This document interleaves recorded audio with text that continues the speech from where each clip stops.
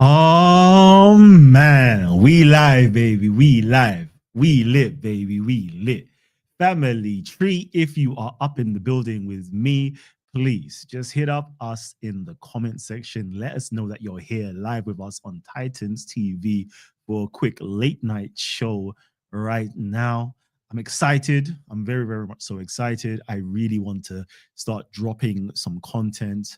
I've actually been working mm, quite earnestly throughout this period.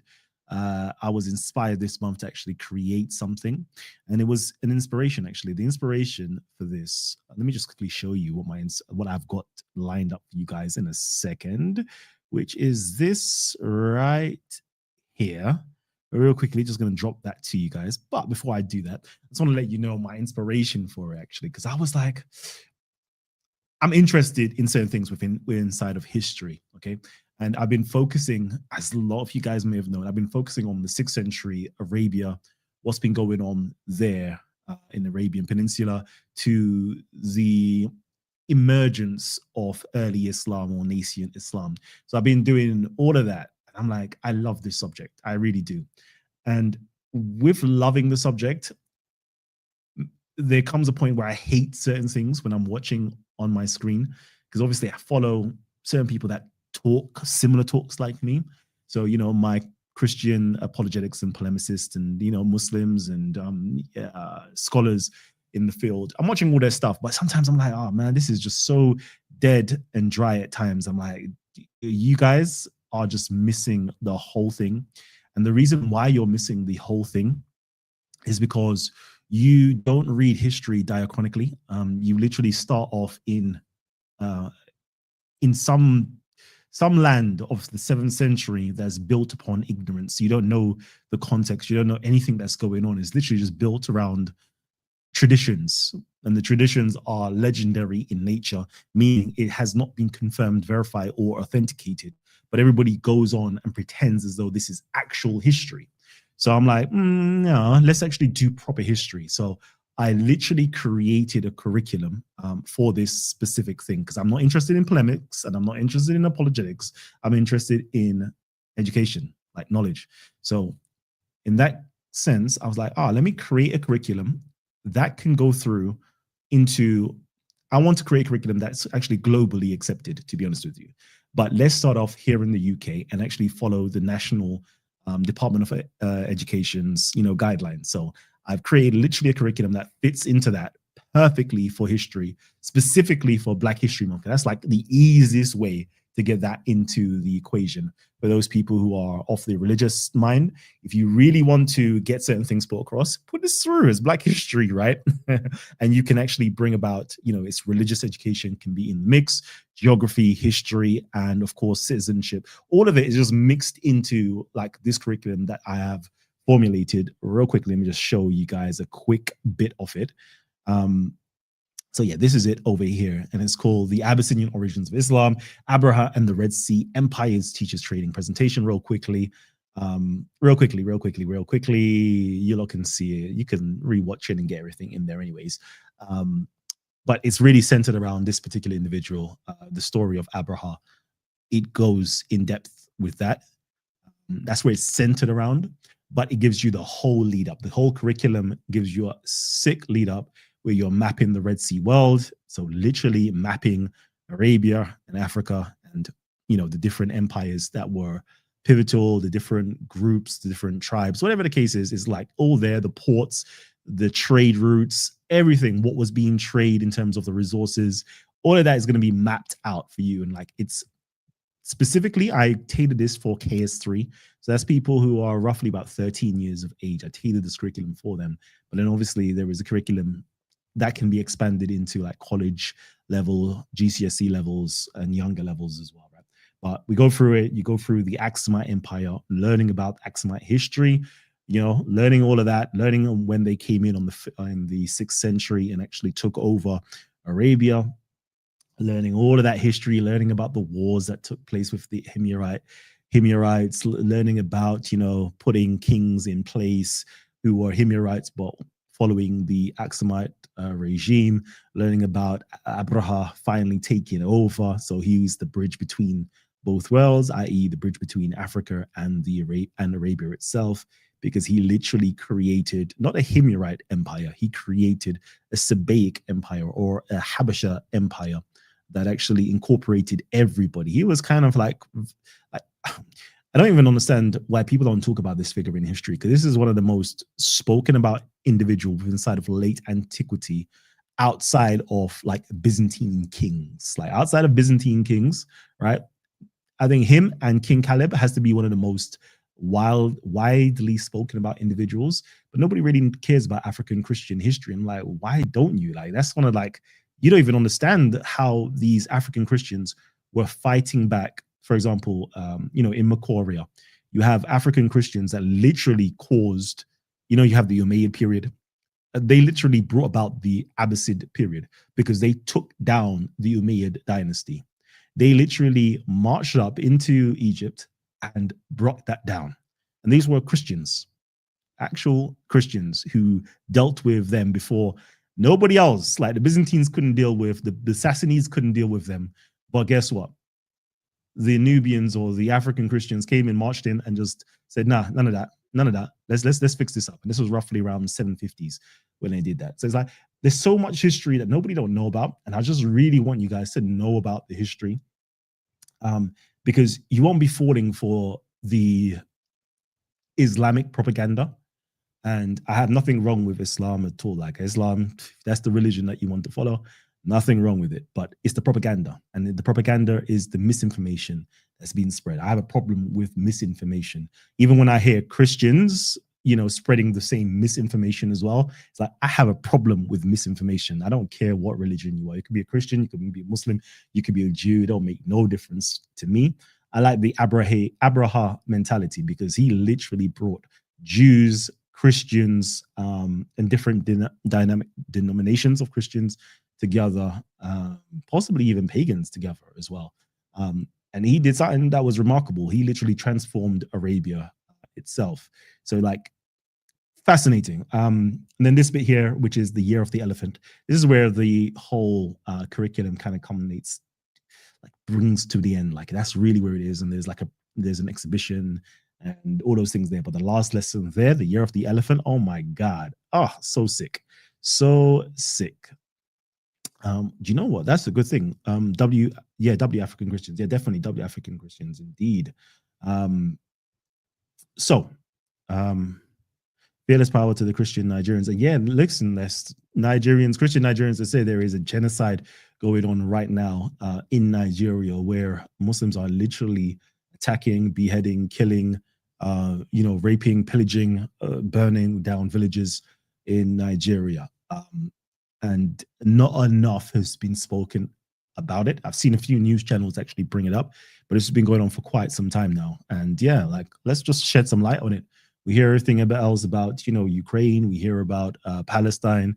We hear about all of these other things, but sometimes we have to shed some light on, Africa itself. So like, and especially this is Black History Month as well. So yeah, why not? Why not? So yeah, real quickly, let me just bring it back to me real quickly. So yeah, this is that I've created. Let me actually show something else as well, because I want to, this bit here, right? I'm actually trying to do this. Where is it? For lesson 6, the Year of the Elephant. What do historical Islamic sources say about Abraha's campaign compared to that? No, that's not the one. This is the one here, isn't it? Oh yeah, read Surah Al-Fil and explore its historical background. Activity, write a 100-word eyewitness account of the event. Reflection, why might this story be remembered across cultures? So yeah, this bit here, I actually wanted to do something a bit special for more like, I think it's more like GCSE levels and adults. Because this right here is KS3 level, but for the adults and GCSE level, I wanted to do a hermeneutics experiment of reading the Quran based upon a Quranist approach and based upon polysemy and intertextuality. I'll break that down in a little while, but that's what I wanted to do. And it basically stating this. Let's see, let me just bring up, who have I got for that? Yeah, Gabriel Said's work. if you can see it here, okay? So like the Quranist approach in reading the Quran. So if you want to read the Quran, I would say to everybody to read the Quran like this. Take away the Muslim interpretative lens that you've acquired, whether you're Christian, Muslim, or not. Take away that, okay? Take away the tafsirs, the commentaries. Take away all the exegesis. Take away the hadiths. Take away what you think you know about the Quran and read it as a piece of literature that you've seen fresh, okay, without the extra baggage. And this is what academics have started to do. This is the Quranist approach involves setting aside divisions or classifications which might be imposed on the text and predetermine possible readings of it. The point of the Quranist approach is to encounter the Quran itself and not the Quran as it has been categorized, classified, and explained by others. In this, the Quranist approach might be contrasted with the way some studies in the field of Quranic studies are shaped by the assumption of medieval Islamic exegesis or tafsir. Now, scholars who follow the Quranist approach may end up with a conclusion that agrees with medieval Islamic exegesis, but they will have arrived there because of the evidence in the Quran itself. Okay, so basically, just take a fresh eyes at the Quran. Don't impose Meccan surahs, Medinian surahs. Don't impose the stories and exegesis that the Mufassiruns have given you. Just read it as it is. But then I even one up it as well. Because Abdullah Gadari's work is actually phenomenal as well, because he does something as well which is great. And he has introduced something called, let's see if I read it. Let me just see. I haven't read, I know I've just gone to something I've highlighted. This book investigates a hermeneutical method for the Quran called intertextual polysemy. Since the method makes extensive use of intertextuality and polysemy, linking various words in the Quran with one another, as well as linking the Quran with the Bible, then it is important to understand what that is. So what he does, he actually goes through, gives you a nice methodology of how to actually read the Quran. Okay. Let's see. Yeah, it gives you a methodology of how to actually do it, and basically look at the words within inside of the Quran, look at its etymology of those words, look at the broader meanings of the words, because within inside of Arabic, it is a polysemic, it's very polysemic. So what you have is a root. So I think he breaks it down here where you have, like, let's say the word book, or KTB, which could mean book, can mean to write, et cetera, et cetera, et cetera. There's so much things. It could be maktub, could be a library, or katib could be like a documentation, for example, a documentation of marriage, etc. So there's like various different meanings that could be ascribed to it, and we need to find what that meaning is and place it within inside of its context. So he does like an excellent work in there, breaking all of that down, right? And showing you how you should basically read the Quran. Cool. So let me just jump out of that real quickly. Shouts out to you. All right. Ubran Ninuk. I think you've changed your name, man, because I can't even read it again. Yeah. Okay, cool. So anyways, yeah. So basically bringing in those approaches. So bringing academic approach in reading the Quran. And my thing is as a student, place yourself as a person within inside of the 6th century or the 7th century, and you've just heard the book, okay? You've just heard this sermon, this homily, this whatever it is, this recitation, this dictation being read out to you. How would you understand it in your day and time? And this is something that, technically speaking, I wanted to do with like GCSE level students, but of course, adults, you lot can do this. You guys who are listening right now, you lot can do this, okay? How do you read it? And we've chosen, oh man, Sam Con up in the building. Let me just quickly show this as well, yeah, because this is just, I love it. I love this, okay? Thank you for this material. I will spread the word. Happy Black History Future Month. Okay, so let me just quickly do this as well. What did I want to do is this. Let's get this back up. So let's quickly go through the overview, pedagogical framework, the reflections. Cool. Yeah. Cool. All right. Cool. So yeah. Because the last lesson is technically to do with the Year of the Elephant. or Abraha's expedition, etc. Right? So in that, I will take the students through. This is GCSE level students and actually adults, right? So we're taking them through it to understand it from a historical standpoint. What does the tradition say? What does the history say? And what does academics, have to say on this? So obviously, we know. Hopefully, those of you who are tuning in right now, you're up to date with academic information to do with, the story of the elephant within inside of the Quran. Okay, if you're not up to date with it, I'm going to read it for you. So this is in Gabriel Reynolds' Emergence of Islam, page 16. Okay, it says here, in fact, the entire story. Okay, let me see. Presumably, if Abraha was able to get his hands on one elephant, he would have got 10, at least a couple more to get help out. In fact, the entire story seems to have been written. Let me just make sure that I am actually, yeah, there we go. Yeah, even better. I don't even want to see myself. I just want to make sure it's just all on the screen. So it's big enough for you guys to see. Yep, it's big enough for you guys to see. Cool. All right, it says here. Okay. In fact, the entire story seems to have been written to explain Quran 105. How hast thou not seen how the Lord, thy Lord, did with the men of the elephant? Did he not make their guile go go astray? And he loosed upon them birds in flight, hurling against them stones of baked clay, and he made them like green blades devoured.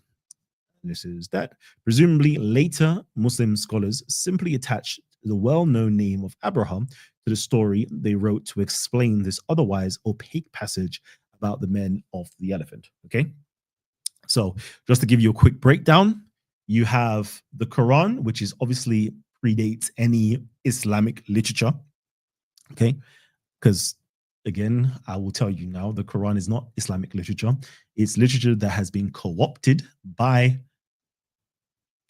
political movements to construct the religion of Islam. And that Quran was initially a Christian piece of literature.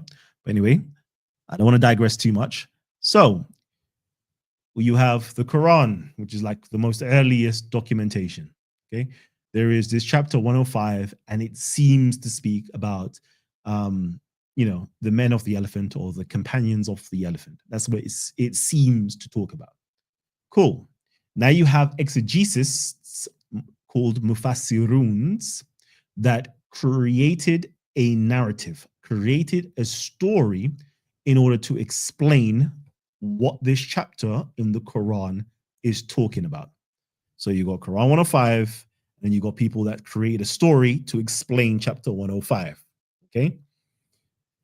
And then they have taken the name of Abraha, and knowing that he marched throughout, Arabia and conquered Arabia, they placed him inside of their story to speak about chapter 105. Okay, so obviously it's a made-up story. Okay, this thing never actually happened, which academia clearly knows about, and they've, other authors have spoken at length about this. Okay, even over here as well. So Christian Robin, he also picks it up. It says here, the Arabic Muslim traditions present a different picture with many details given to Abraha, the standing of a great Arabian king, while others turn him into a presumptuous and sacrilegious king punished by God for having attacked the temple of Mecca. The positive elements are obviously of South Arabian origin in Yemen. Abraha, whose name was included in the genealogies, was considered a legitimate king. The perversion of Abraha's image probably has its basis in the tradition of Mecca, transmitted by the theologians of Islam. Okay, so we can see that they try to, pervert his image, and this is why it is essential. It's essential to actually, correct these wrongs that has been put forward, because now, let's just say this information is now part of school curriculum, and then let's say, a victim. Let's call them a victim, because I feel sorry for people who believe in this stuff, right? So you have the victims, the Muslim victim, and the Muslim sympathizer victim also, who is unknowingly putting forward misinformation based upon the propaganda that they've been fed as a child. So they come into school, yeah, I know the story of the year of the elephant when Abraha did this, and it's in the Quran. And guess what your children would say? No, not my Christian king of late antiquity in the 6th century. Okay, and I hope if Christians, yeah, Christians, if I don't know, maybe Christians, like you should be able to uphold this like 100%. Right? You just say no, sorry, this never happened. Okay, because I've learned this in school that never actually happened, because Abraha existed prior to your legendary Muhammad. Okay, and that took place 22 years before your legendary Muhammad. In fact, in my history books, okay, in Byzantine Christian history books, it tells us that they actually went and met this African king called Caleb, and he had a year of the elephant once he subdued all of the Arabs, and everybody had to come and give gifts to him, and he was riding on top of 4 African elephants, and it was a massive thing. So no, your story is incorrect. Your traditions are incorrect, and this is the actual truth. I listen, yeah. You don't have to do polemics, right? And start attacking people. You could just say, this is what the history book says. Point A, point B, point C. Yeah. Like, we can read it in our history books. We know them to be facts, right? We have the archaeology, we have the inscriptions, we have the literature, the records, yeah, of different people outside of the African kingdoms that all speak on this. Okay, so sorry, Mr. Propagandist from the Islamic traditions, we know that didn't happen as you say. Okay, like, it's just going to be beautiful once you just do that. Like, once you just do that, like, it's just, imagine this is actually inside of curriculums, inside of schools. Oh, I can't wait. I just can't wait. Anyway, let me just stop talking. Let me stop talking. Okay, so cool. So you correct that whole story that has been invented and put in Abraha in negative light, and then we actually start telling the truth. Okay, but my thing is, now let's read the Quran. Okay, let's read the Quran, because now we know that we can't trust the traditions. Let's actually read the Quran for ourselves and see what does the Quran say. And I'm going to give my students the joy of choosing to be a Jew or a Christian. Okay, today you're going to be a Jew, and you over there, you're going to be a Christian. When you hear this story of in the Quran, where it talks about the companions of the Fil, let's read that. What does that mean to you? We know that Muslim traditionalists translate that word as being elephant. But remember, we're talking about doing a Quranist approach and doing it through polysemy, i.e., looking at the words and the meanings. And then once we look through the words and the meaning, we understand that the word fi'il has various different meanings. It has the meaning of somebody who is a fool. It has the meaning of somebody who magnifies themselves. It has the meaning of somebody who's become rich but now turns their back on their friends, etc. Now, let's go through all of that. So, like, I would love to just, I can't wait for us to actually do that. And anybody who wants to get involved as well, like, we can actually do this and have this as a pilot lesson. See, what do you get from reading this particular chapter in the Quran? It's a very short chapter. It has like literally 5 verses within inside of it. And you can get various different understandings, interpretations, if you are looking at it via the Jewish lens, or if you're looking at it via the Christian lens. You can get several different interpretations, right? And then you have to ask yourself, which one is the right one? Or is it meant to be ambiguous, and can it be open to interpretation depending upon the person who it's been spoken to? Because as we rightly know, that during the 5th century, 6th century, the whole of Arabia was literally monotheists. Okay, they were either Jews or Christians. Like, there's no inscriptions after the 5th century of any paganism. It's all like Jews or Christians. That's all there is, right? We know that definitely from the 6th century onwards, Christianity was spread by the Aksumite Empire and the Habashite Empire. They spread Christianity throughout the whole of Arabia. So like, let's try to read it, and that would be very interesting to do. Yeah, you're in. Jeez. All right, you're in. Time CV, where have you been, bro? All that paper you're making got you busy. Oh man. Nah, for real, man. There's been a lot of there's been a lot of things that's happened. As I said, I don't know if I've said it before, but yeah, there's been like a bereavements in the family. Actually, we've got a funeral coming up next week. So it's just been very, very, life has been crazy, to say the least.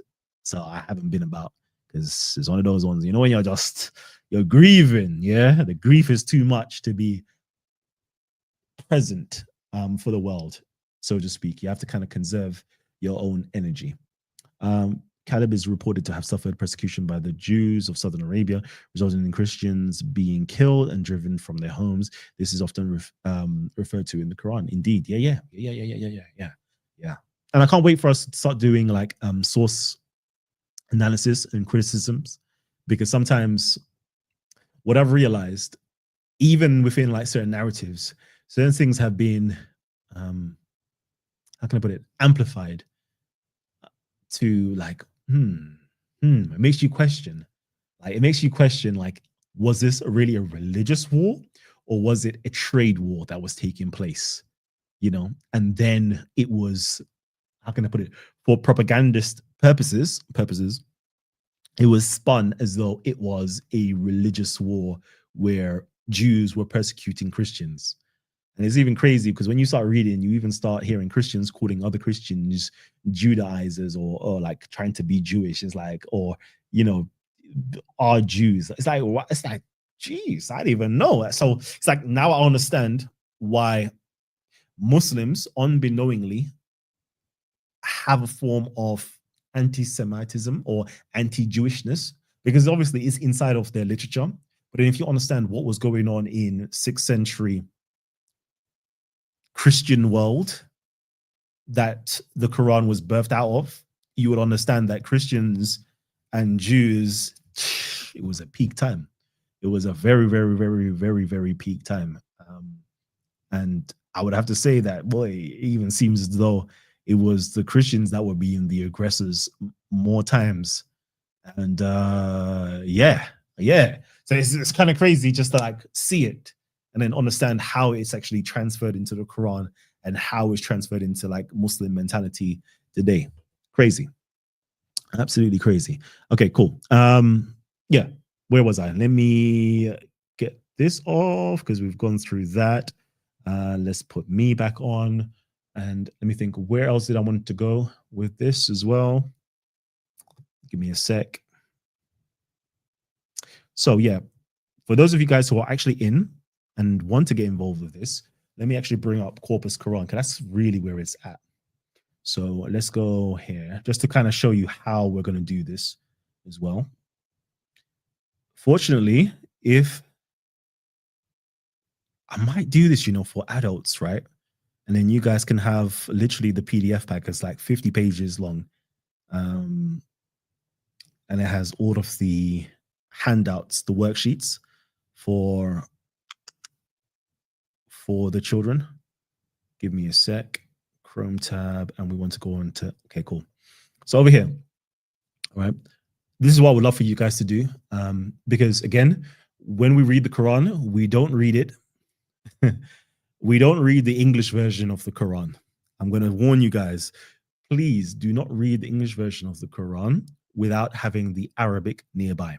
And the reason being is sooner or later, you're going to realize that there is a lot of interpolation within inside of the English translation of the Quran based upon hadith literature and tafsir literature that skews the meaning, okay? Completely skews the meaning of what the Quran says. Because I hear it with the Islamic dilemma, the Quran contradicts the Bible. Listen, any scholar within inside of Quranic studies, I'm talking about Western scholars, you could go to Oxford University, SOAS University, any American universities, like really good scholars, all know that the Quran doesn't actually contradict the Bible at all. It uses the Bible as its subtext to talk about whatever it's teaching, about its sermons. Like, all of that stuff is complete folly. What contradicts the Bible is the translations and the Muslim interpretations. Okay. That's what contradicts the Bible. 100%. Okay. So I want to get you guys to start reading the Quran as it was intended to be read. And the best way to do that, I have to give it to them, is the corpusquran.com. Just go there. You can go in it word for word. Okay. Word for word. Just literally go there, read it word for word. But instead of taking what it means here, right? Like the words that it means here, you will pull up the lexicon, okay? And then you will understand, oh, okay, alam, okay, tara. What does that mean? Kaifa, fa'ala, rabuka. Oh, it's rab, and then it's ka. Okay. All of these things here, you start to learn the actual language, right? And you're learning the lexicon of the language. And then once you get to certain like key phrases here, which is one, this is one of them. This is definitely one of the key phrases, right? Fi'il or feel. Okay. Then you click on it. But you do it for the whole thing, technically speaking, but just to make life easier. Click on it. Let's see, does this go to it? I don't know. No, it doesn't. 1 second. I'll teach you guys how to do this. So what you'll do next, right, is you go to the triliteral root, okay? And then you'll just literally copy right here, copy this. So this is the fa, this is a ya, and this is a lam, all right? And then we go on to this website. I don't even know what it's called, ejtal.net, okay? Let me see if I can just do this, delete that, see where it takes me. I don't even know. Sugar. Give me a sec. Arabic language. I don't know. I'll send it to you somehow. Let me see if I take that off. Give me a sec. Let me see. Okay, cool. So technically, if you just take ejtal, ejtaal.net /AA/, it will take you to this website, technically speaking, right? So you go there, cool. You click on the page, you type in or you paste what you've just copied, and it will take you over here. And technically speaking, you don't want the Hansware dictionary. Sorry, let me just give you the update. So up here in the red, it says number 1, Hansware Arabic Dictionary. It's like a modern Arabic. You don't want that one. You want to go to the older one. So number 2, Lane's Lexicon. So that's literally the standard. When I grew up being taught Arabic, this was the standard of going back to like classical Arabic versus modern Arabic, because technically they're two different languages, really and truly. Okay. So you want to go to like Lane's Lexicon, you go there, and then you find the word. Technically, you need to know a little bit of Arabic, but yeah, when I do something, I'll drop you guys like a nice little place where you can actually see the Arabic letters and stuff, and you can kind of learn it. All right, where are we?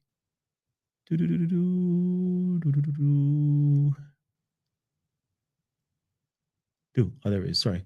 There you go. So you go here. That's where it starts. I don't want to know. Let me just see if I'm losing. I'm not losing any of you guys. Yeah, hopefully I'm not losing any of you guys watching this. Cool. You go here, kind of learn it. You go through. Let me just get to the top. All right. You learn what it means. Blah, blah, blah. You know, it says here his judgment or opinion was weak and erroneous. Tafi'il. It carries on. He was incorrect in his judgment or opinion. You know, feel like you kind of learn. Okay, cool. You write down. Okay, feel means to be lacking in judgment. Okay, or was incorrect in his opinion. His opinion or judgment is weak.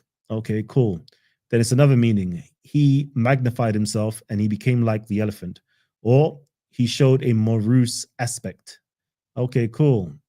It says here, which may mean of mankind are folks who, when they find riches, turn their back and magnify themselves and become like the elephant to the friend and aggrandize themselves or show a morose aspect to the friend, for the elephant is morose in aspect. Okay, he declared his judgment or opinion to be weak, etc., etc., etc. Right. So you go through. All right. This is Abdullah Gadari's methodology in hermeneutics of reading the Quran. So you find the root word, or you find the word, you go through, you figure out all its different meanings, all right, and then you apply it to the Quran. Okay. So instead of it being an elephant, as how the Quran translators translate the Quran, you say, oh, cool. How about I translate it as, see, polysemy, meaning one word with different meanings. How about I put it as somebody whose judgment is weak? So let's say someone who's a fool. Okay. So you go back to the Quran and you read it as, where are we? See, it's all long. It's very long to do, right? So you read it as, okay, have you not considered how your Lord dealt with the companions of the fool? Does that make sense? You don't know? Cool. That's one way of reading the Quran. Cool. Then you go back. See, this is a long process, right? And then you go see another meaning. Oh, okay. So a person who, when they find riches, turn the back and magnify themselves. Cool.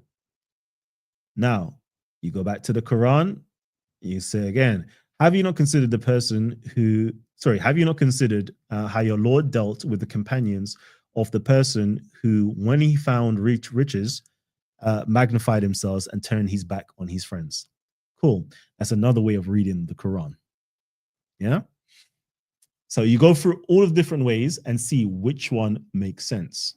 So, for example, and then you have the aspect of intertextuality. Okay. So let me start off with being a Christian. There you go. Let me do a Christian. What's it called? Okay. Give me a second, everybody.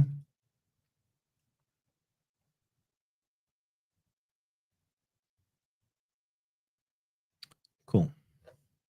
So for those of you guys here who know, inside of the Bible, there is a story of the greedy farmer. It says here, so someone of the crowd said, teacher, order my brother to give me a share of the family inheritance. He replied, mister, what makes you think it's any of my business to be a judge or mediator for you?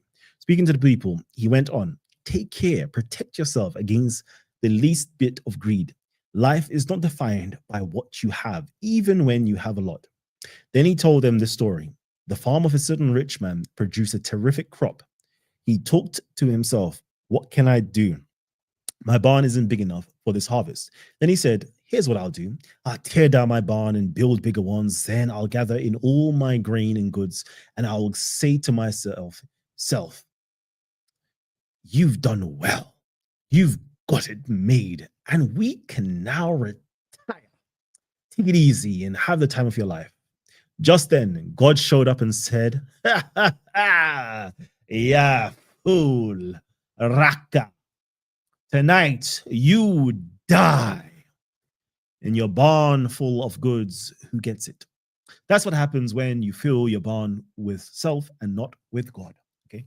So, okay, with that, that's the story of the parable with inside of the Gospel of Luke, I believe, and it's the story of the rich farmer.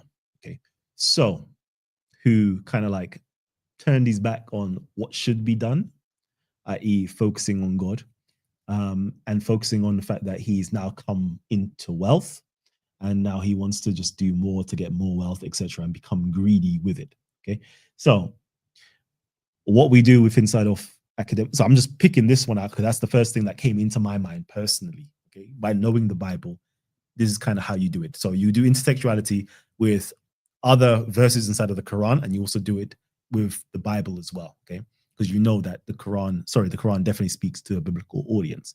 And to prove that, you can just go and read books. Gabriel Said's Cable Side Reynolds' book. What's it called? The Quran. The Quran using the biblical subtext. I'll get it up for you anyways to show you guys, right? So you see there, like, oh, could this be talking about that?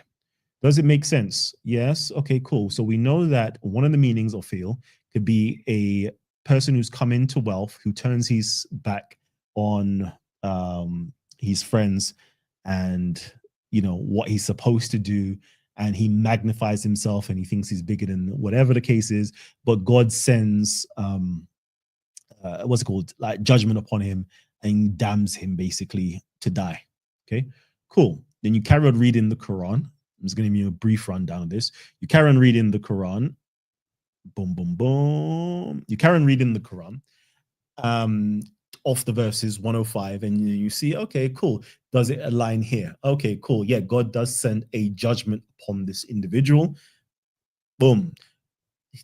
Speaking biblical language, you break it down. Cool. So could this possibly be talking about the parable of the rich man, because it's saying, have you not considered this? Have you not seen where, you know, this person did this and it's now a moral teaching that is being explicated?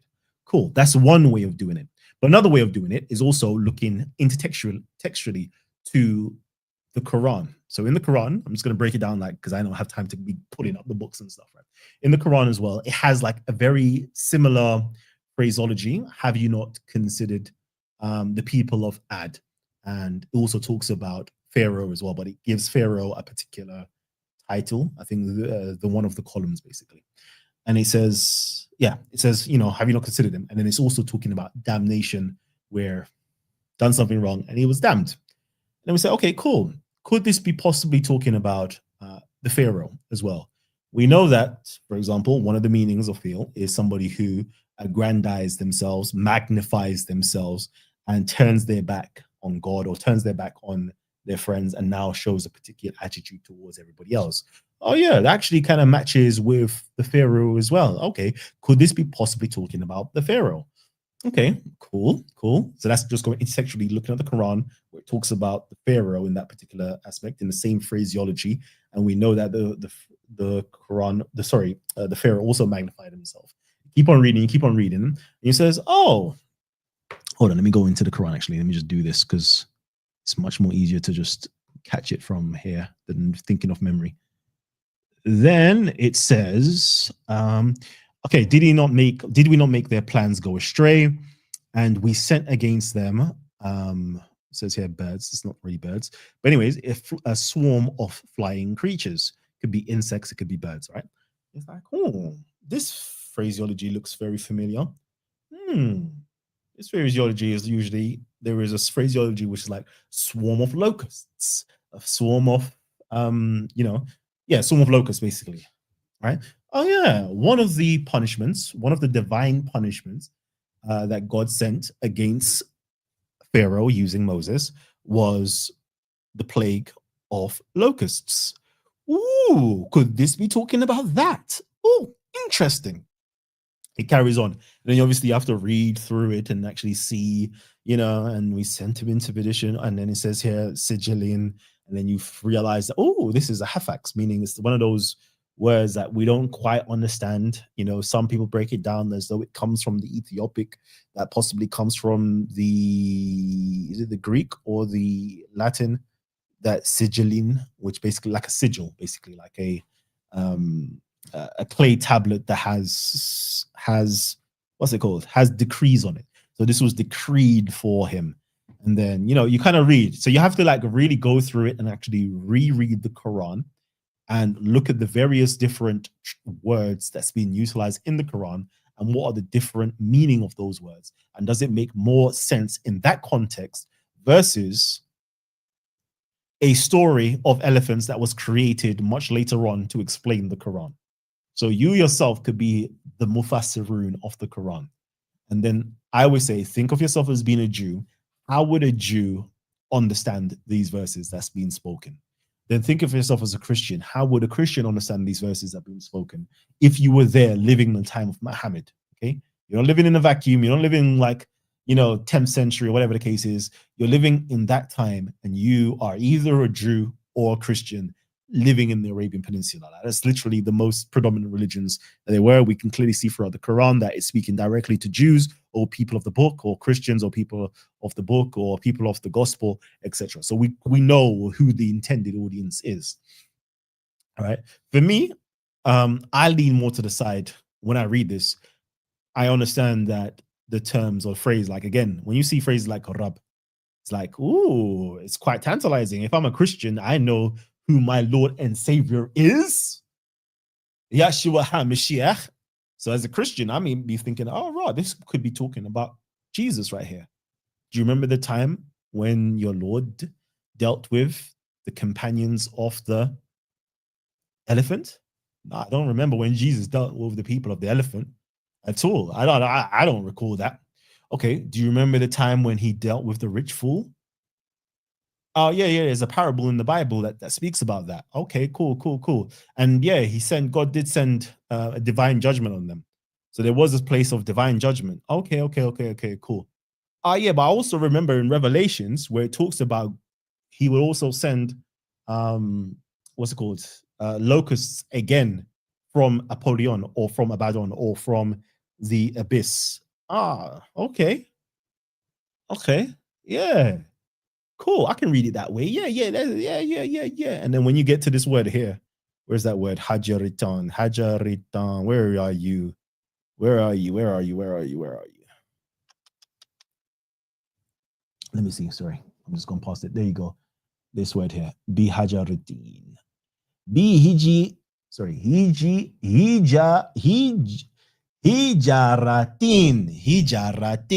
Okay, hijaratin. When you go there as well, you can see, oh, it can actually mean like a cavern of like an abyss. Ooh, could this also relate to Revelations 9, where God will send locusts? Actually, let me do that. Actually, let me see if I can bring that up. That's a good one. I just remember that one. That's kind of okay.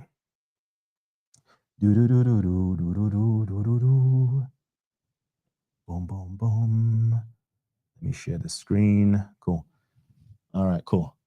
And the fifth angel sounded, and I saw a star fall from heaven upon the earth, and it was give to the bottomless pit. And he opened the bottomless pit, and there arose smoke out of the pit, as the smoke of a great furnace, and the sun and the air were darkened, reason of smoke of the pit. And there came out of the smoke locusts upon the earth, and unto them was given power, as the scorpions of the earth have power. And it was commanded that they should not hurt the grass off the earth, neither any green thing, neither any tree, but only those men which have not the seal of God on their foreheads. And they carry on to strike people, blah, blah, blah, blah, blah. And I think, and we realize that the person of the bottomless pit, his name in the Hebrew tongue is Abaddon, but in the Greek tongue, that his name is Apollyon. Okay, and then we understand, when you understand the language, you understand that the word Hajaritin could also have the meaning of an abyss or a bottomless pit. So it's like, ooh, has the Quran just dropped a bomb right there? Right? Now, that's me reading it as a Christian. Okay, that's me reading it as a Christian. But then you can go through it and be like, "No, fam, what are you talking about? Like, let's go read it again as a Jew." Okay, share the screen. Cool. We know that if you look back in terms of inscriptions in South Arabia, or even Arabia as well, I believe, a lot of the inscriptions that use the term Rab, it's in reference to God of Jews, yeah, or Rab of the Jews, Rab of Yahud. Okay, you have loads of inscriptions like that. Okay, and the Rab is just like saying, because they're not allowed to say the Tetragrammaton. So instead of saying Yahweh or Yahweh, they use the term Rab instead. Okay, so there's a good argument. No, this is actually talking about the Jewish God right now. So it's the Muhammad, let's say Muhammad, the author of the Quran, is trying to draw the attention of Jews by using the term Rab and saying, have you not considered? Okay, do you remember the story? Zikr right now. Do you remember the story? Of Pharaoh.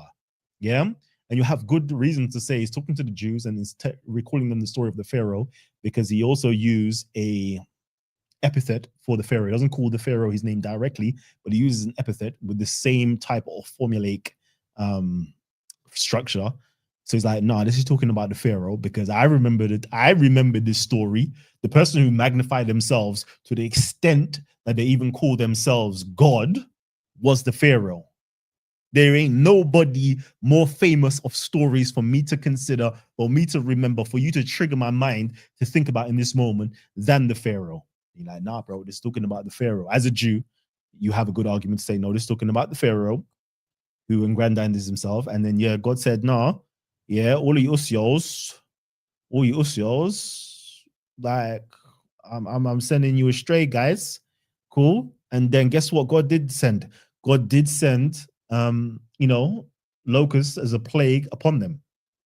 Yeah, and just devoured their lands, caused them to have like, all of their livestock, all their vegetation, all of it was just completely devoured. Then it fits into the point of divine judgment. Yeah, again, it fits into the point of they were made like eating straws, or like chaffs blowing in the wind, or like, all of that stuff there. So it's like, boom, this is what it's talking about. Right now, the Quran is talking to the Jews. Have you not considered this? Yeah. So whilst Muhammad is talking, he's telling you, like, listen, yeah, you men are thinking that you're better than me. Do you not know who I am? I'm like Moshe. I'm like Musa. I'm like Moses. I've come here to guide you, man. Yeah. But you man think you're better than me. You man think you're better than God. Yeah. Them time there, don't you recall that God sent down things to just done your dance, to burst your bubble? Yeah. Humble yourself and return back to God and repent. That could be the homily. That could be the sermon. That could be the message that was trying to be portrayed. Okay. I'm not saying any one of those scenarios is right or wrong. It's simply, as Gabriel says, it's an act of creativity. What does he say here? Give me a second. Let me actually bring it up.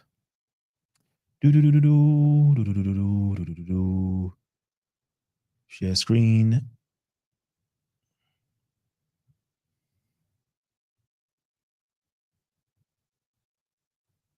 Yeah, cool. There it goes. It says the Quran's approach. Where does it say? Where's the creativity part?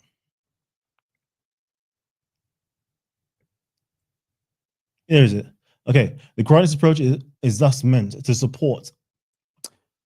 Sorry, it's not meant to support any one school of thought or to suggest any particular historical conclusion about the Quran. Instead, it is meant to encourage intellectual creativity by awakening scholars to the way in which our thinking about the Quran can be limited by certain assumptions. Okay. So we don't want to be limited by those certain assumptions. Let's actually, have a creative mind. Let's really think about this in an intellectual way, kind of awaken the possibilities and potentialities of what was the Quran trying to portray. Okay, that's it.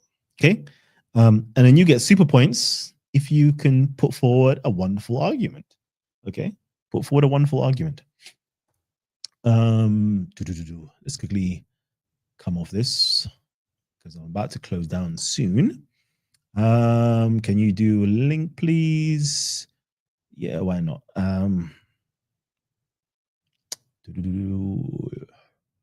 Give me a second.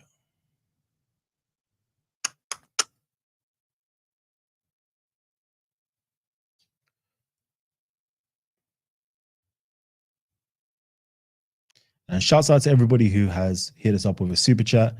Like, love, absolute love for that. All you guys who will keep supporting. And I'm always here to support you guys as well.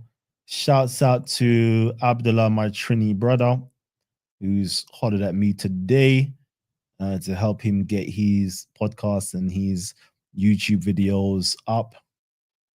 Shouts out to you. And then also shouts out to this person here. I've been meant to get back to him as well. I believe he's in the medical field. I just want to get his name right beforehand because he's reached out to me and I'm like, every single time I'm like, I need to contact you, Mark. If you're out there, Mark, salute. I've been meaning to contact you. I was creating a what's it called, presentation for your question, because you asked the question. I think you asked the question. Let me see. Okay, you were talking about an Abyssinian bishop. Sorry, let me read into them. Let me sound into the mic. Okay, you were talking about the Abyssinian bishop being the model for Muhammad, but I couldn't find anything online about a bishop of that name. Are you able to help me with that, please? By the way, I see you in. I see. Okay, yeah. Also an Anglican. Yeah, and you're my Anglican brother as well. So shout out to you. Okay. So yeah, I was literally going to create a video on that, breaking down. Do you know what? Yeah, I would say this actually. um, it's a difficult one. Yeah, it's a difficult one. I want to say this right, but it's going to be so controversial. All right. Did you know that Muhammad was sainted? I'm not talking about the legendary Muhammad. I'm talking about the historical one, right? The historical Muhammad was sainted. And he was known, and I want you not to research this, right? As Saint Gregentius. Saint Gregentius. Now, Gregentius obviously isn't Muhammad's name. And scholars have also noted the fact that the person who is being referred to as Saint Gregentius, they know that also isn't who this person, this bishop that's been mentioned, that's not his name, because Gregentius is a name that's been constructed and made, because they don't. It seems as though the authors didn't know who this anonymous bishop was. Okay, so they just gave him the name Gregentius, and it's kind of how they made it up. It was just kind of crazy, right? But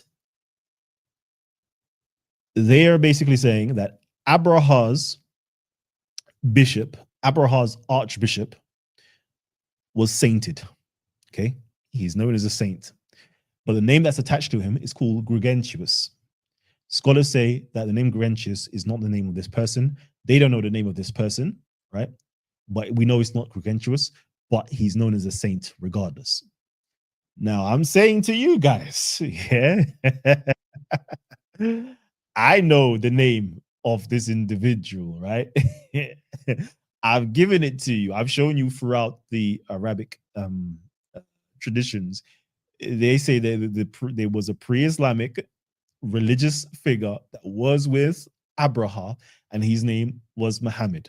Okay, we know that it was a nickname of him, and we know that his real name is Amir ibn Kabsha, son of Kabsha, son of Al Harith, who was the king of Kinda. Okay, so I'm putting forward that I know that to be the fact. I know that to be completely true. Okay, and if anybody wants to push back on that with me, I'm willing, and I want you lot to push back, so then we can actually have a nice teaching moment as well. Okay. Jeez, man, and Joe, stay up in the building as well. How many languages does the Quran borrow from? Good question. Let me actually, Jose, I'll get you in a short while.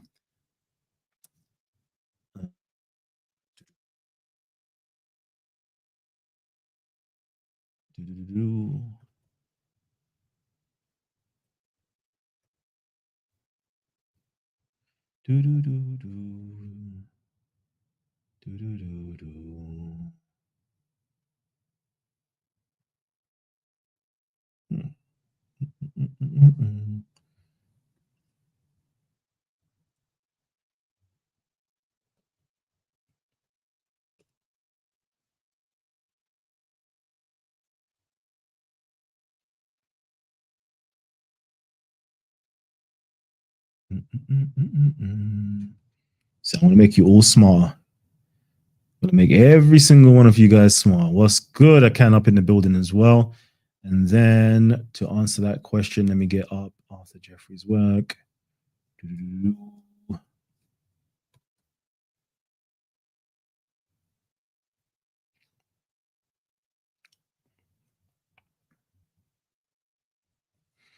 my God, why is it crashing out?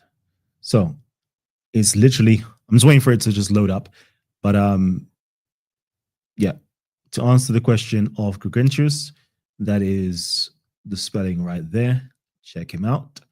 And then I want to actually pull up this book. I guess I'm just going to have to show it to you via this means. Give me a second. No,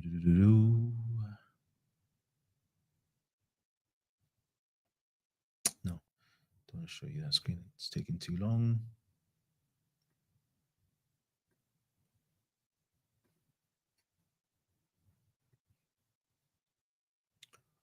Let's go over here, share this instead. And then we want to get foreign. I know I spelled foreign wrong. It looks like I spelled foreign wrong. Anyway, Vocabulary of the Quran by Arthur Jeffrey. Okay, there you go. Foreign vocabulary of the Quran. Literally, you can download this for absolutely free. Let me just click onto it. It doesn't want me to click onto it. Cool. There you go. But yeah, you can literally download this for absolutely free. Foreign vocabulary in the Quran, and it will go through all of the different languages that the Quran seems to be borrowing from, and certain words that it's borrowing from. So page 43, I believe, you might have it in there. So even the word ababil, you also find out that it's actually an Aramic word. Does it show you that's an Aramic word? I don't know. Let's see.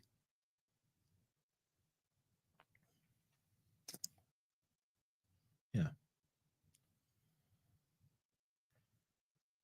Okay. Now I can change back. Give me a second.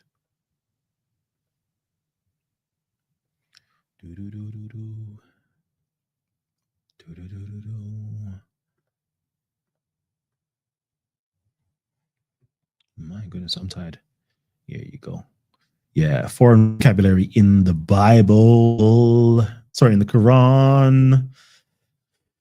You know what's good? Because I wanted to do a video on this, which was breaking down that the gospel.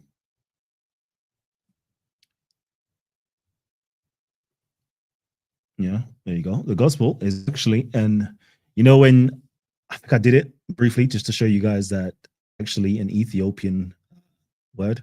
So when people are talking about the gospel and where it comes from, i.e. the Injil, and I was saying, I don't know why, a lot of Christian polemicists are bringing up the fact that they found the Syriac Peshitta. The Peshitta is the gospel of the Quran. I'm like, no, it's not. No, it's not. Scholars have already written on this to say, no, it's actually the Ethiopian Ga'iz gospel. That is the gospel of the Quran, but that's a story for another day. So in here, it actually breaks it down. Nodek has pointed out, however, that the Manichaean form of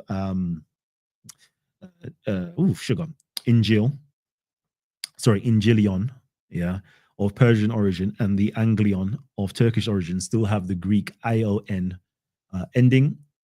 And had the Arabic, like these, been derived from the Syriac, we might have expected it also to preserve the final nun, the N ending. The shortened form, he points out in this book, which is good, it's in German actually, this book, is to be found in the Ethiopic Wangel. Okay. Let's see if my Ethiopic is good. I believe this is a W. I believe this is an N. I believe this is a G sound. And I believe this is a lamed or L sound, okay? Where the long vowel is almost conclusive evidence of the Arabic word having come from Abyssinia. Grimm suggests that it may have entered Arabic from the Sabine, but we have no inscription or evidence to support this. It's possible that the word was current in this form in pre-Islamic days, though, as Horvitz points out, there is some doubt of the authenticity of the verses in which it is found. Okay, so we see here that it is to be found in the Ethiopic Wangel. Okay, so whenever you see it, the Quran is talking about the gospel, you already know it's from that. Okay, real quick ones. And what's interesting also is that who else has written about this? I believe here. Give me a sec. It's going to take a long time to load up, though. A long time. So, anytime you hear people talking about it comes from elsewhere, ask them, oh, interesting that. So, what's the name of the gospel inside of the Syriac literature? and they will say, "Oh, it's Engelion." Oh, okay. And what's it in Greek? It's Evangelion. Okay. That's interesting. So why doesn't the Quran have an Evangelion ending? Uh, because, and he's like, okay, oh, interesting. So did you know it actually comes from the Ethiopic? No, it doesn't come from the Ethiopic. Why doesn't it come from the Ethiopic? But it comes from the Peshitta.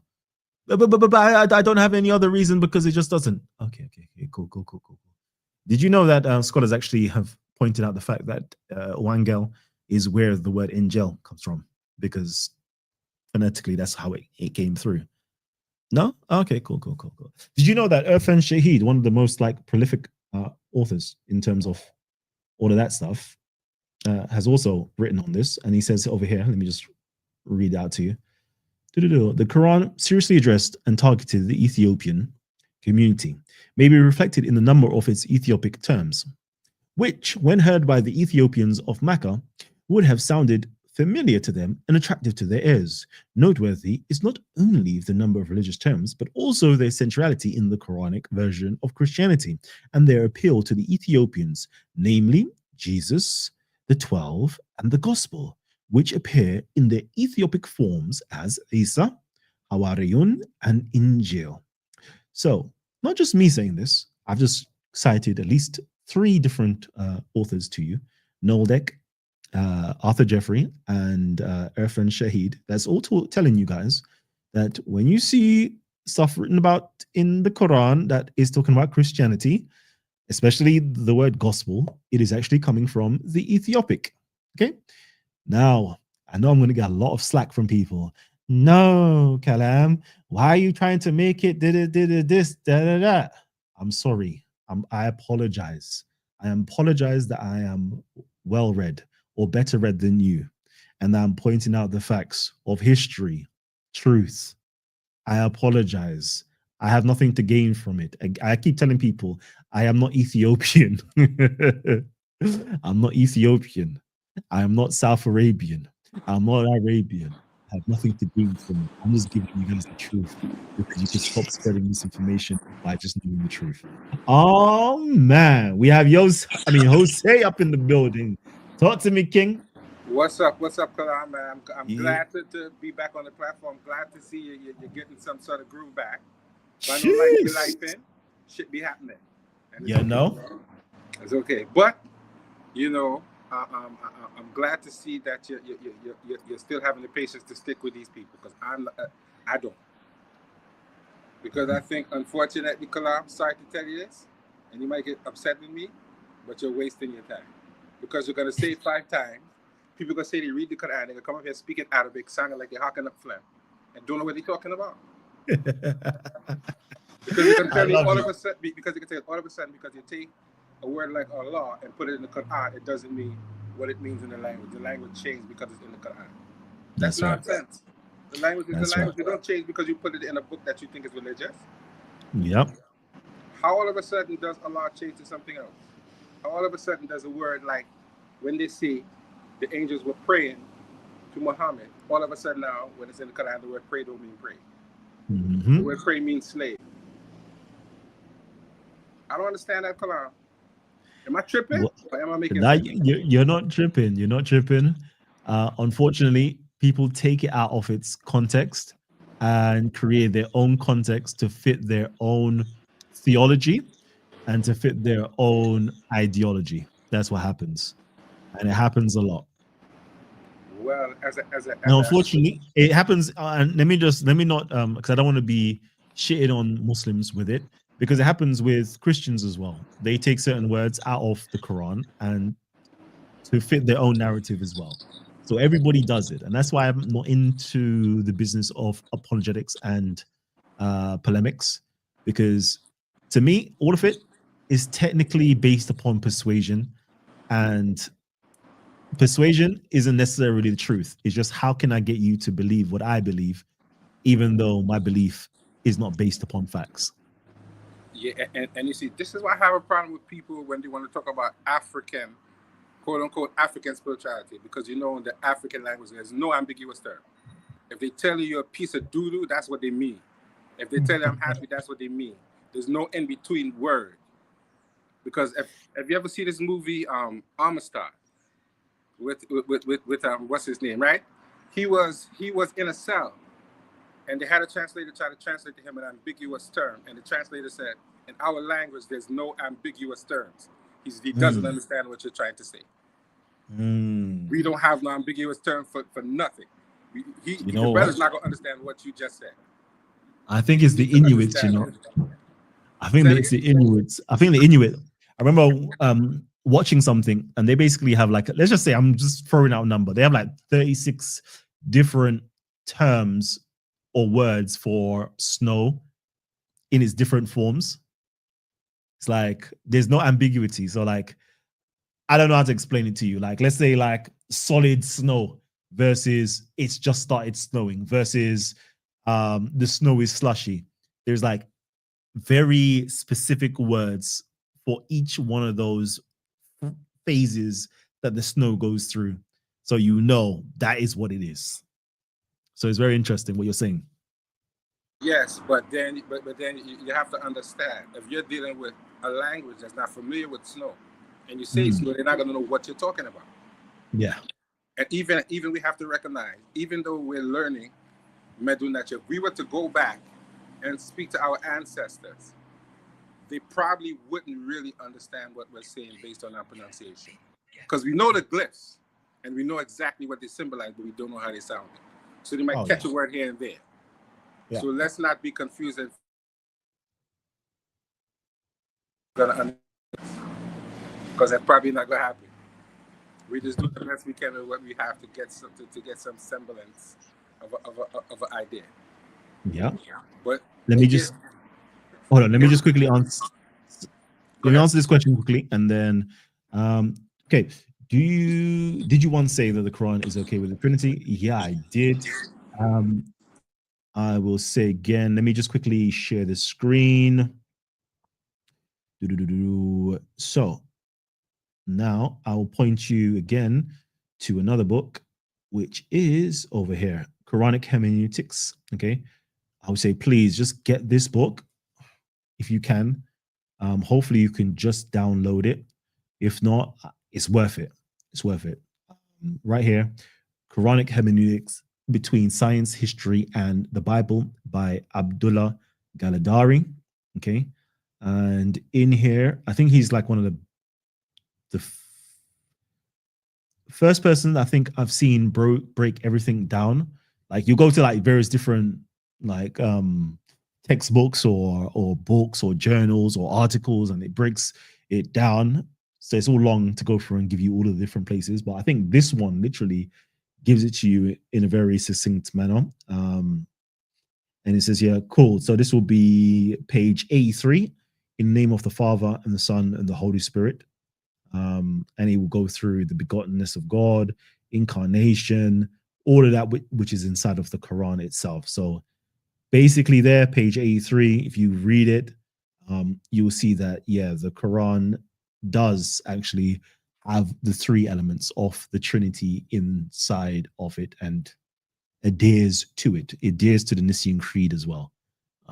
Very interesting. Very, very interesting. As I said, you have to read the Quran in its language versus the translations that Muslims tend to give. Like the Muslim translations is always going to be marred with the exegesis. It's going to be marred with the hadiths.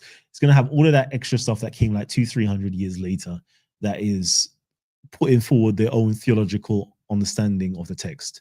And you don't want that. You want to read the text for what it says itself. Yeah, inside of it, it has all of that.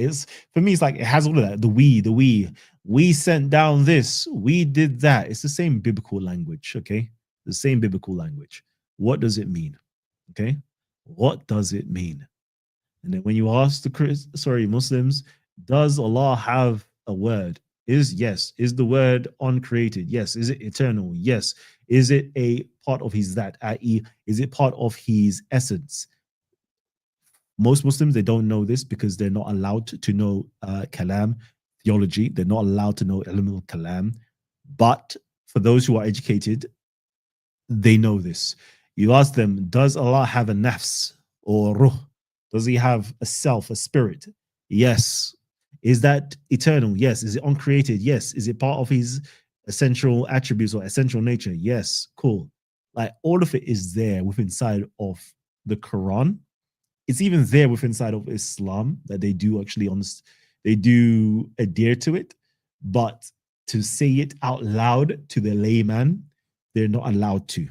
Okay, I can literally bring up text that I remember doing. I did a show on this like how many years ago? Like maybe like 10 years ago on this particular topic. Let me just see if I can find my my notes real quickly, just to kind of bring it up. Let's see. I wonder.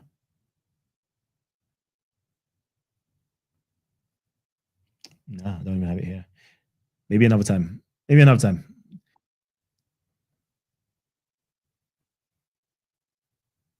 Man, like a Khan up in the building. What's good? What's good, man? What's good? What are you telling me, man? Long Yeah, time. yeah. You know, how you been?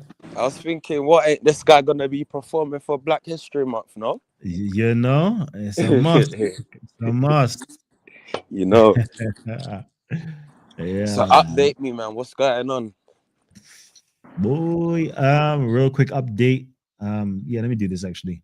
So real quick. I need to go. I just realized the time.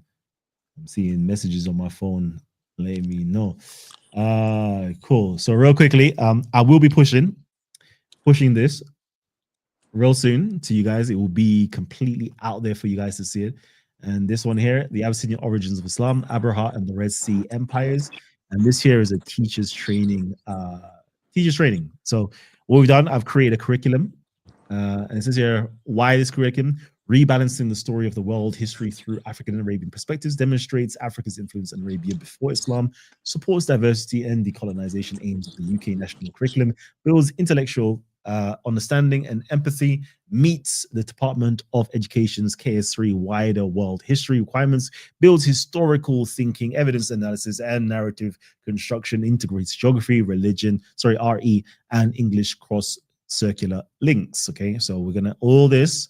I have created a curriculum to go with inside of the school system, especially for Black History Month, that actually highlights the African presence inside of Arabia in the 6th century, culminating in the story of Abraha and his magnificence that he did just before the rise of Islam, and how the Aksumite Empire and the Himyarite Empire impacted 6th century Arabia in the formation of early Islam. So all of that is there.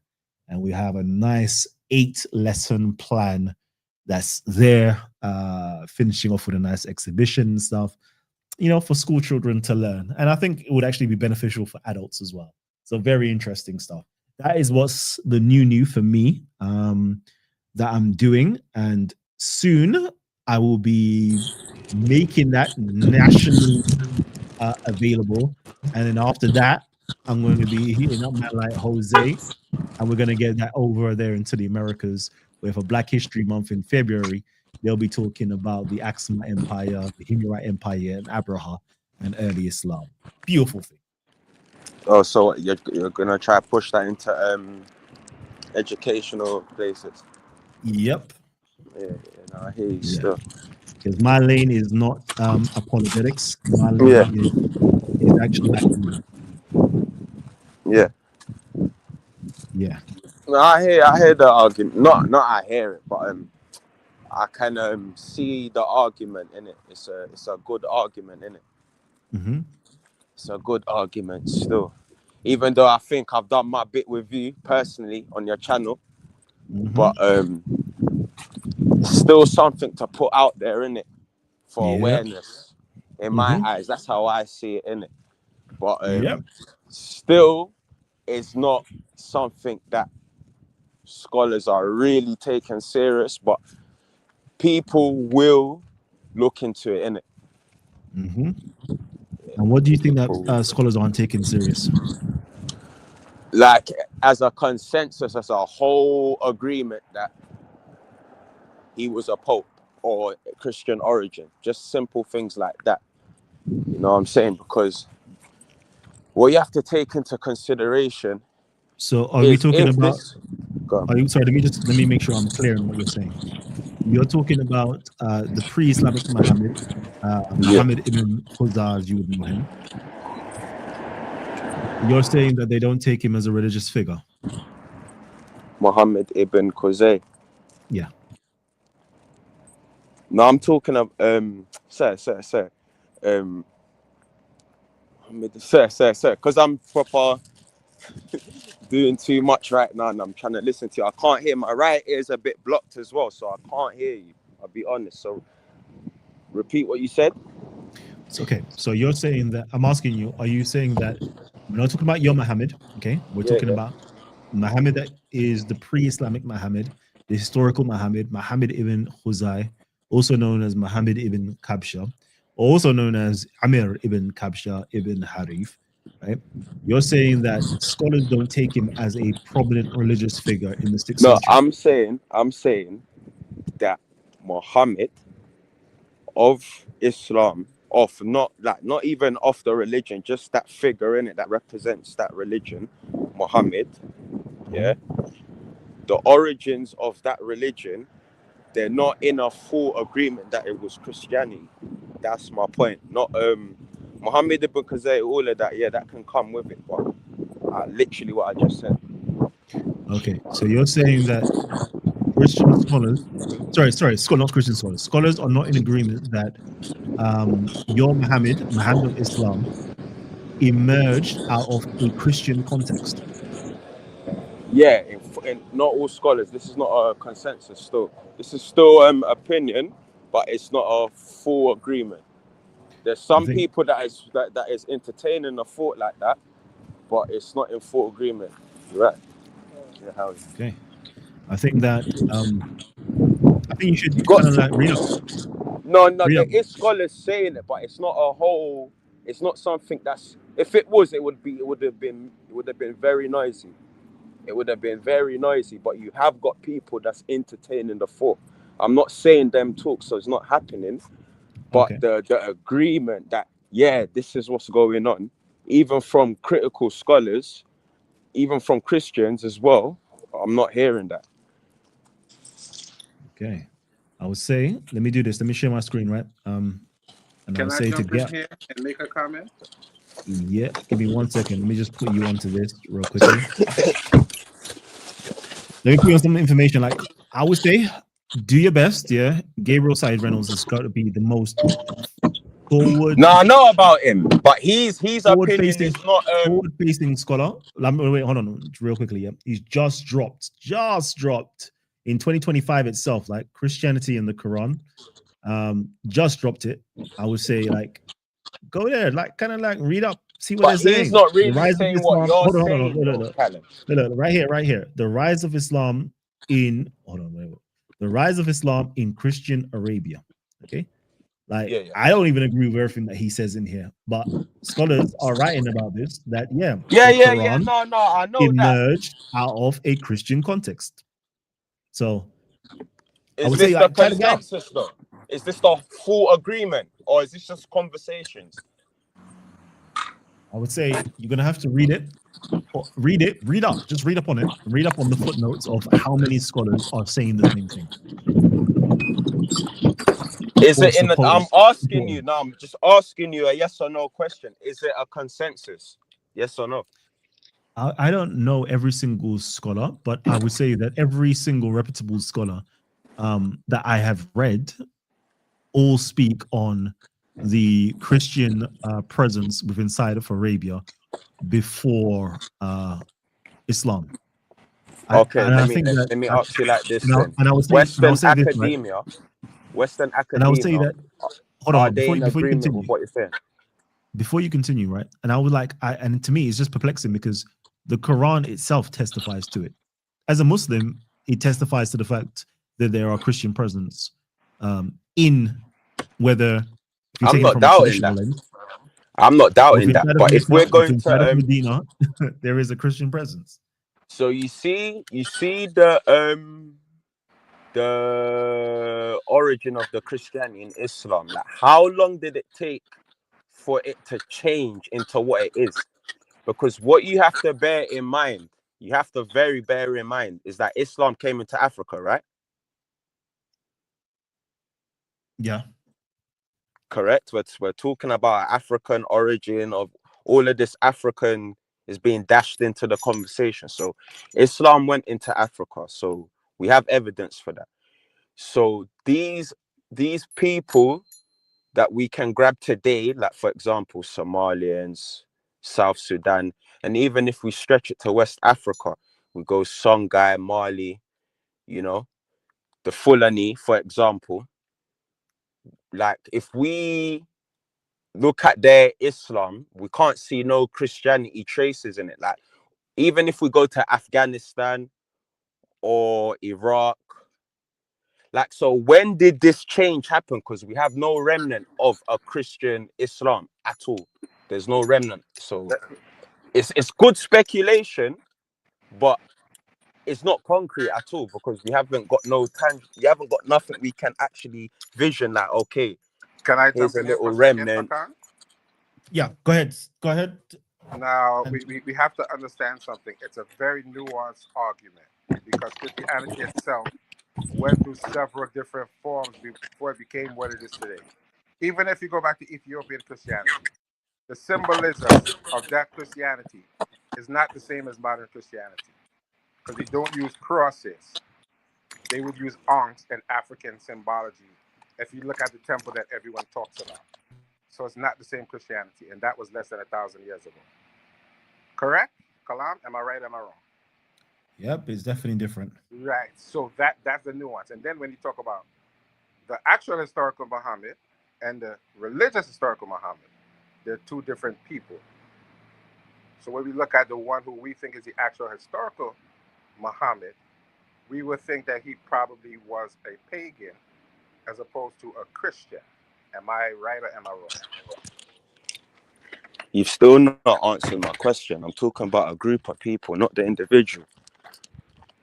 Well, what I'm saying is the individual would have, the one that they acknowledged would have been the heir to a leader of a particular group of people. Not everyone. His uncle. So where's the remnant of this group of people he would have been the heir to? Well, hold on. The uncle, they say his uncle was the leader of a tribe called Koresh, and he was next in line to be the leader of that particular tribe. So he's pushing a political agenda more than a religious agenda because he would have wanted to be the leader of that tribe. I hear you, but really, you're making your thing while you're basically adding your little thing to Callum's argument. I just want to know where's this group, and we haven't got a group. So it's fair to say that it's speculation at this point. That's not true, Hakan. That's not true. We have enough history to be able when I mean speculation, I mean like just because you're speculating don't mean you can't have nothing to like, you know, like validate your argument. I'm not saying, but it is speculation at its best. It's not pure speculation. It is because this is not this. If it was a consensus, I'm telling you, you would be hearing this in Friday Juma everywhere. Like it's not making noise at all. And I'm not saying that's why it's not the reason. It's just speculation. Right? You know what I'm saying? Like, do you know the amount of people that say a lot of things about the Prophet every day? Hold on. Let me ask you this question. One of those days. Hold on. Let me just mute you quickly. Let me ask you this question, right? And you could say this afterwards, right? It's written like in Islamic records, right, that there was a picture of Jesus and Mary inside of the Kaaba. Yeah. Okay? Yeah. Is that ever talked about inside of your khutbahs? Come on, man. You know I know this though. No, but I'm saying, is it spoken about inside of your khutbahs? It was in our khutbahs. No, it's not spoken of in our khutbahs. It's not. But it's acknowledged. So if I go to my imam right now and I'll be like, it's acknowledged. Like, why would it be if So, Like, so how can I put it to you? You see when people's, that's a good point. What you brought up is a very good point. Why it's not brought up in it should be. yeah, I believe it should. and then let me add this extra to it. Yeah, why is it not a sunnah as well? Because a sunnah is supposedly the things that the Prophet did, said that was permissible, etc. But you're saying, established. Hold on. Wait, one second, right? So if we know that the Prophet, according to the traditions, right, said, you know what, erase every image inside of the Kaaba, yeah, but just leave this image of Jesus and Mary inside the Kaaba. Why? Yeah, is it not a sunnah that every single masjid has a picture of Mary and Jesus inside? I could answer that question. You pretty much said the word yourself, though. Sunnah. So what does sunnah mean? Tradition. So that means there you go. Somewhere down the line, I'm not in agreement with you, but I'm basically talking on your whatever you're talking about. But basically, sorry, I'm not prepared for today, you know. Fine. I can't hear in it. My right ear is blocked, so I can't hear you properly. No problem. But let me close out the show. Basically, what I was gonna say is that say that again. What you said? It's all right, man. Let me close on the show. Yeah, I was just counteracting, your argumentation of, why is it not widespread and this and that. I'm just showing you that there's things that's inside of your traditions. But there's definitely not widespread. We definitely don't see it, but we know it existed. That's it. That's it. No, that's it. What do you call it? The Ar-Razak. I was thinking of the narrator of that narration you're talking about. Correct? His name's like Ar-Razaki, innit? Yeah. Yeah, that's it. Cool. So Sunnah tradition. Yeah, somewhere down the line, I'm not in agreement with you, but somewhere down the line, that narration of Ar-Razaki or whoever it was, like, I don't know if they were living by it or not, but all I know is the 3 generations. So if it's still a sunnah, even if it was changed, basically. I'm not in agreement with what you're saying, but you're saying, why didn't they stick to the Prophet's sunnah? But sunnah tradition, anything that the companions did, is pretty much in reflection of the Prophet. So I'm not saying even though it overrides him, but there's things that we do that the companions legislate that the Prophet didn't, but it's within the Sunnah. Yeah. But that's just a one narration though, so I won't really champion it like it's the factual thing. It's just really coming from one narration. It's coming from various books. No, it's coming from various different narrations, right? And it has multiplicity of argumentation. It's coming from one narrator, him, Ar-Razaki, or I don't know if I'm pronouncing his name properly. No. You'll find it in various different places as well, in terms of like the Prophet destroying certain imagery and then keeping an image of Jesus. Say that again. Say that again. You'll find it in various different like hadiths where the picture of Jesus and Mary was saved and all other images was destroyed. It's part of the hadith literature corpus. You'll find it also. Hold on. You'll find it also inside of Surah literature that certain Arabs made pilgrimages and they saw the picture of Mary inside of a Ghassani woman. I can remember quite specifically. Made a pilgrimage and hold on, let me finish. All right, and then saying, yeah, definitely this woman is an Arab woman. She hails from Arabs, etc. So you have various different points and places where different people testify to the fact that inside of the Kaaba there was an image of Mary. In there's places where it says there's pictures of Mary and Jesus.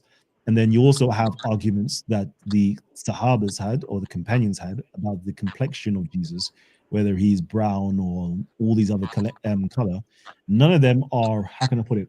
None of them are, I don't know. Let's say they're not Muhammad, where they could do a night vision and see Jesus in flesh, but somehow they have a description or image of Jesus. So it's, you have compiling evidence to show that they did have imagery of Jesus. And I'm not doubting that. I'm saying the narration of that, what you're saying, does it come from one man? The narration of Az-Zarqi is just talking about people who saw it prior to it being destroyed by whoever. But anyways, But let me that's just the sole source, correct? let me cut that real quickly because I've got But to that's go. the sole source, correct? Though. Sorry. It's in general, it's all going back to him, correct? No. These are predating him. These are predating him. No, This that is in, like, narration you said. There's various different narrations. It's all in, like, it's in Bukhari and stuff like that, right? But anyways, Is let me he not the go into that. primary? Yeah, but let me not go into that. Let me just hold tight on Alright. that because I wanted to say hello to Shezmu, Bata Amun. What's really good, King? Peace, big brother. Kalam L. What's happening? Oh, man. What's been going on, bro? Hey, I miss you, man. Listen, Hey. we haven't done like I need to link up with everybody again, because I miss the good old days where we'll be on live, having chats on Hangouts till God knows what time in the morning. Like, I'll be seeing the sunrise, yeah. I'll be having to take the kids to school, yeah. But you men are online in America, all different time zones. Those were the good old days, man. Those were the days. Those were the days for sure. For sure. Even with Easter as well. Oh, sugar, man. Oh. One thing I do. I'm glad you and Smash were able to hook up and enjoy some time over there on your homeland. That Definitely. was nice. I should drop some of the video. I should drop some of these videos on the channel, man. Show you the pictures and the videos of us, like, just it was so sick. So sick. So sick. Okay. Yeah. I've got behind the scene footage of Smash coming out, rocking the stage, the whole crowd just getting crazy. Hey, listen. Hey, you went to the show, so you went to the show and backstage and all that. I was at the show, backstage, on the stage, like everything, man. It was live. I'm telling you, man. Oh, man, nice. If I didn't have responsibilities, I was we'll take a flight out to all the different locations and just be a groupie, man. Wow. Yeah. Legendary. That's legendary. Family, I've got to go, because literally it is after 11 and I got to make my way. I got to do some house shopping and then go back home and actually just sort out my life. So I apologize. I'm having to cut the show short, but we've had some good conversation. We had a great presentation. Like, we had some great questions that's been asked as well, and hopefully we'll be doing more shows like this. I've set up my home studio a little bit, so I should be able to have, when I have free time, I'll just do some ad hoc shows so we can all just catch up and see what's going on in each other's lives, man. Word up. Yeah. All right, look forward to it. Peace, man. Thanks for letting me in. Peace and love. Hey, family, all of you guys who've tuned in and supported, we're going to catch up, yeah? Jose, drop me a message, yeah? Drop me a message. Yeah, I'll definitely drop you a message, but I just want you to know, you need to check tonight. We're supposed to have Brother Robert Brown on tonight. Robert Brown. If you see him, you might not be familiar with him, but he's doing a presentation on the Black royal legacy in Africa. He did 2 parts already, which I'm sure you didn't have time to catch. Tonight is going to be part 3. So tune in. Let me know what you think. Definitely. I shall do. I will hit you up. Definitely, and some email and see if we could get together and do something. Because you have me inspired to want to dip my hand into doing a presentation on Islam or Christianity. There you go. Come on. So it's your fault, Kalam. Whatever happens once I finish that presentation, I'm blaming you. Yeah, listen, blame me. I'm putting on my channel afterwards. I can. No problem. Brothers. Hey, yo, Callum, we saying flipping. So how long is this project gonna be going for? It's gonna be going on for centuries. Yeah. So we say no Medunetta, no nothing, no nothing, no just Islam now. It's gonna be a staple. No, it's got nothing to do. It's prior to Islam, technically speaking, the history element. But there will be coursework that incorporates Islam, because there's Islamic traditions that talk about Abraha, so we'll incorporate it into it. But it's really to do with Aksum and Himyar. No, but is there gonna be any other shows you're gonna be doing? Like me? Islamic shows. Yeah, that's what I'm talking about. I don't know. Maybe when I get some free time, like this is what I've been working on. So that's what I've been doing. But if I get some free time, I definitely do want to hit up some I've been lecture. finding out new things to do with Africa, you know. So it's just nice topics to talk about. But obviously, seems like you've got something. You're on a mission, in it. So yeah, you know what I mean. Yeah, right now, and then there's some politics stuff I would like to talk about as well. So it all depends, man. When I get some time, I'll see what I can do. But anyways, family, let me just cut down the show, and I'll catch up with you guys as well. Listen, I saw some stuff to do with, for those of you guys who are Christians out there, if you're in England as well and you belong to specifically the Church of England, I would love to get you guys on to actually have a conversation, because I know currently there's a big split. Because there is a female archbishop. I don't think she's installed yet. Or is she installed? I believe, well, she is the new archbishop. I'm not too sure if she has been installed. But in terms of like the worldly community, they are not having a bar of it. And they're literally saying that they have split from them. And I think the church, that church on, you know, the broader scale is like over 50 million people have split from, the Church of England in terms of, falling underneath the Archbishop of Canterbury. So that's going to be interesting to see how that plays out in the future, because that's a new schism within inside of Christendom that has appeared. Okay, I'd love to have that conversation, see what your guys' thoughts about it. I think I saw something as well to do with the Pope actually putting in a prayer room in the Vatican as well. And I see people discussing that.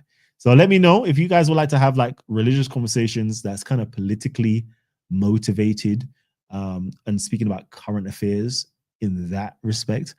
I don't mind. Come in and let's have that conversation, because I think that conversation is less attacking. I don't really want to attack Muslims, or attack Christians, or attack atheists, or attack. I don't really get any joy out of that, man. I like to just build with people. So hopefully we can have some conversations where we're just building on a social, political level as well. So anyways, family tree, peace and love, and I'll catch you guys on the next one. But from now, from me, I'm signing out, and I'm glad I was able to come on here and just, bless you guys, man. And I'm glad that you guys have blessed me. Shouts out to the super chatters that have dropped some money supporting the channel. We love it, because, at the end of the month, sometimes it's nice to make sure, like, you get a little something come in and you're like, hey, that could pay my internet bill right there. So yeah, salute to you guys for that. Thank you very much. Peace and love, family, and I'll catch you guys on another one.